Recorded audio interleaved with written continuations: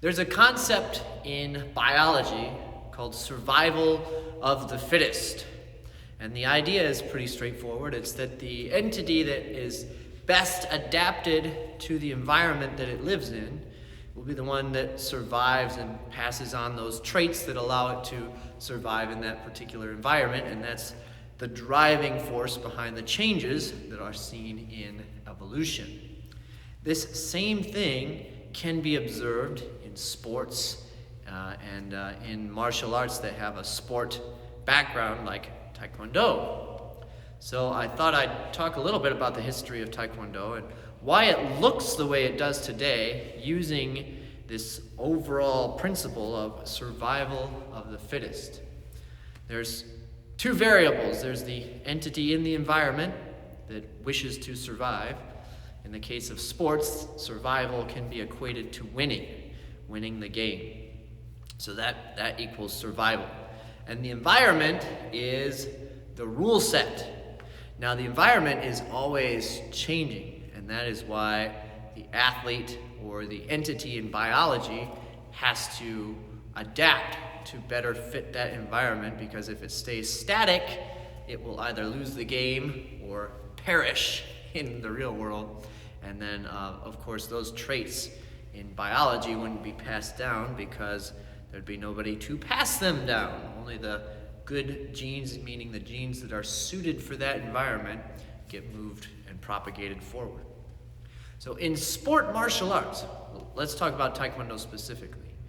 Taekwondo, basically, if you look at just the basic techniques, it's the same as karate. Its history is from karate, but it has a very distinct look now if you focus in on the sport side of it. So this is why.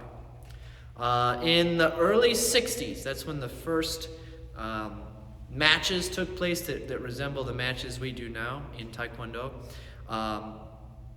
That they used a bamboo chest protector, and the idea is that they wanted to do continuous full contact matches. So this is different from karate, where you would do a light contact match and you would try to hit the other person, and then the judges would stop you and they would award the point based on if they thought the technique was sound and that you had done damage with that technique. Taekwondo, they wanted something similar but a little bit more vigorous, a little bit more athletic, so they wanted it to be continuous full contact. You can imagine, without using boxing gloves and things like that, that punching to the head was a problem. It resulted in a lot of injuries very quickly. And one thing about sports is it's very difficult to get a sport to take hold, to get mainstream popularity, if the athletes are always getting hurt. That's not something that a lot of people will want to do. So the rule set decided to focus on striking to the body, which they protected with the bamboo chest protectors. And you could kick to the head, but of course kicking to the head is a lot harder than punching to the head. So the odds of getting hurt diminish pretty quickly, just because athletes are going to have a much more difficult time doing that. I could pull in anyone off the street, and the odds that they can land a hard, wild punch to someone's head are still pretty good, because that's not something that takes a lot of practice. But the odds of them landing a strong kick to someone's head, very, very low without practice. So when they first started, they didn't exactly know how to best fight for this given rule set that they had created. They were very planted, and they focused on power. You can imagine, without any protection on your feet, on your elbows, things like that, that you didn't want to hit with the top part of your foot, because it would leave bumps and bruises a lot. And, to boot, many of the judges at the time did not consider an instep roundhouse kick to be a valid technique. So it was the ball of the foot, and you saw a lot of front kicks, side kicks, and punches to the body that were the primary method of scoring in that era. Now, Taekwondo has always sparred with an open ring, like a large just area of square footage that you spar in, and you get penalized if you leave the ring, but it's not like a cage where you're forced up against the wall and there's nothing you can do. So the athletes started to figure out that if you didn't want to get banged up, the easiest thing to do was just move away when someone tried to hit you because you had the space to do it. And so this led to increased amounts of footwork, and it led to the kind of chasing and sliding kicks that make Taekwondo really popular now, that people think of when they think of Taekwondo. The other thing that changed is the chest guards became foam, and the judges started to score the instep kicks because those just made a nice whap sound. The other thing is when you kick with the instep of your foot as opposed to the ball of your foot, it really opens up a whole new set of possibilities biomechanically. You can go a lot quicker that way than you could the other way. And so now you see this footwork that starts to emerge in sport Taekwondo, and suddenly all of the traditional style strikes, they're not going to work. The power-based strikes, why won't they work? Well, if you try to hit someone as hard as you can, you have to wind up, it takes longer, and by the time your strike comes out to hit them, they're going to be gone. They move out of the way because they've got the space to do it, and it's becoming a movement-based sport. So rather than checking the motions and getting all banged up, they dodge. And inevitably, the athletes learn that you have to shorten the kick to make it faster. So it becomes more of a speed game at this point than a power game. And that's not to say that there aren't moments of power in Taekwondo, but if you have only the traditional techniques that come from karate at hand, they don't have anything that's more subtle. It's all power shots. And so you develop a more diversified toolbox for kicking, where you have power kicks when they're appropriate, but you use a lot of faster, shorter kicks so that you can get to the target more quickly and account for the person's ability to move out of the way. The other thing that got really popular at that time was the counter kick, because people realized you could move out of the way and then you're planted enough, you can hit them hard on the counter. And you can also use their forward momentum to increase the amount of damage they take because they move right into your counter kick. So you saw like the jump back kick, for example, emerge at that time as a powerful counter kick option. So that's kind of phase 2 of Taekwondo sport sparring. There's the phase 1, which is kind of clunky, power-based, using, I'd say, more awkward striking areas. Phase 2, you see the development of footwork.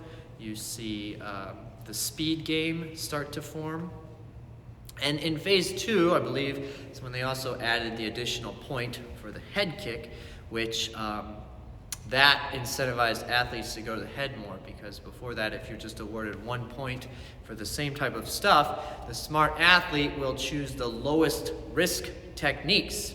And kicking to the head is a high-risk technique. It takes longer because your foot has to travel further, and it exposes you more, it leaves you off balance more.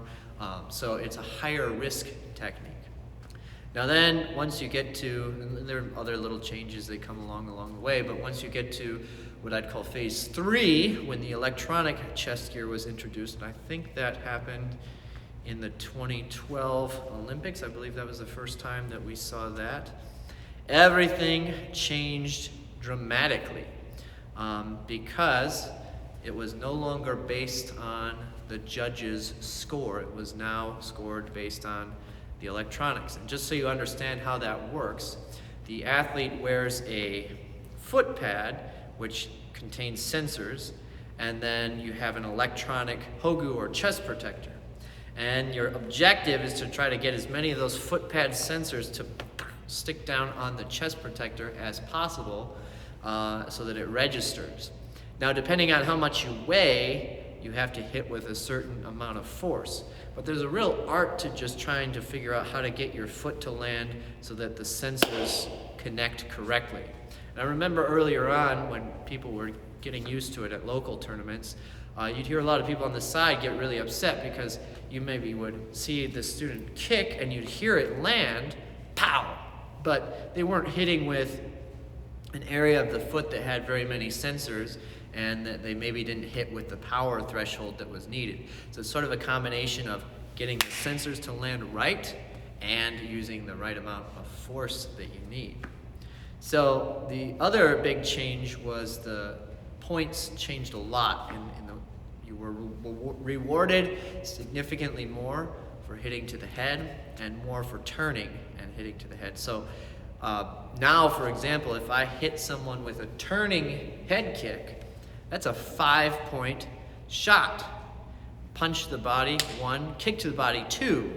So with one hit to the head, provided it has a spin, for example, I can really increase my chances of winning that match.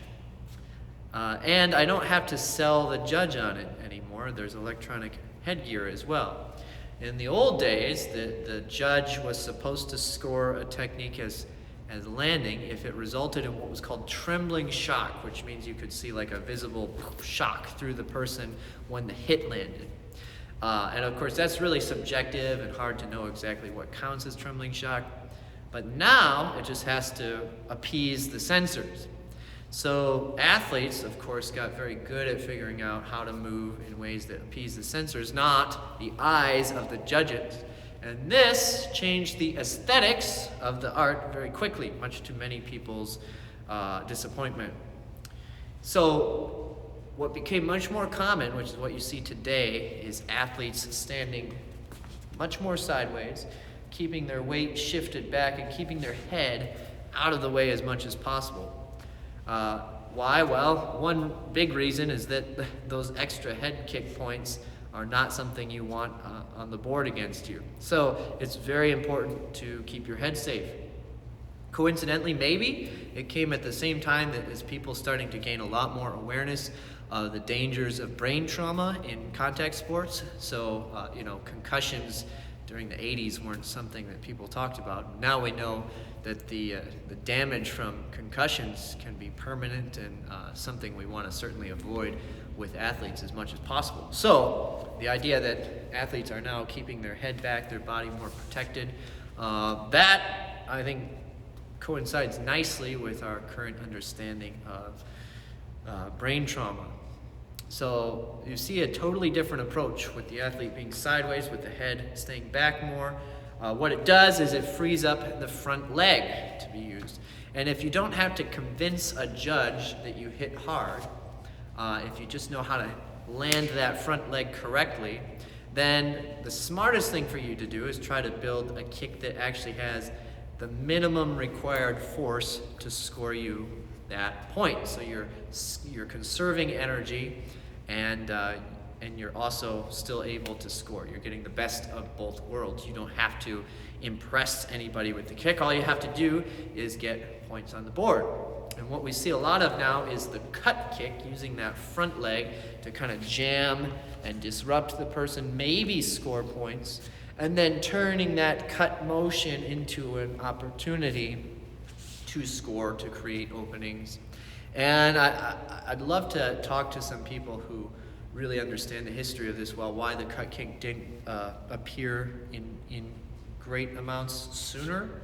But my perception of it, and the people I've talked to, is just that, now you can cut roundhouse without putting your foot down, and if you're able to correctly place those sensors in a way that satisfies the electronics, you can score a point. Whereas before, the judges on the side would have been less likely to give you that point because it might not have looked very powerful. And so now Taekwondo actually gets called foot fencing by some people, and they mean that as a sort of way to diminish the sport. But you can see the sport is simply adapting to the rule sets. And I actually think it's an incredibly elegant system now because the athlete becomes so aware of how to stay protected, how to not get touched by the other person. Back, like when I was sparring in tournaments, they have a much greater sense of how to stay safe, how to move, and position themselves. And I think it's more useful. It would transfer into other types of martial arts much better than the type of sparring that we were doing at the time, where you were more upright and you just try to blast the person. There was, of course, quick footwork, but it was the type of movement where if you added punches in, someone could very easily punch your face. And this was really disruptive to me for a while if I would go and spar with people of different styles. Sort of had to learn to box and things like that before I could be at all competent with other stylists. Whereas I think that the athletes, the way they're trained now, they're so good at moving their head out of the way that they're much better off. And I've tested this with students where I have them try boxing with each other. They're so much more aware of how to move their head and keep their head safe that they're significantly, just that their awareness is much higher than it would be if they had only trained in the old phase 2 type of Taekwondo sparring. So anyway, the reason it looks the way it does is because if the athletes merely fought the way that they thought was cool, they'd lose. And it's the rules. It's the rules that change, that shape what the athlete looks like. By the way, sport Taekwondo right now favors a tall and thin athlete because you get the most reach with the least amount of weight. So basically you want to be as light as possible and as long as possible.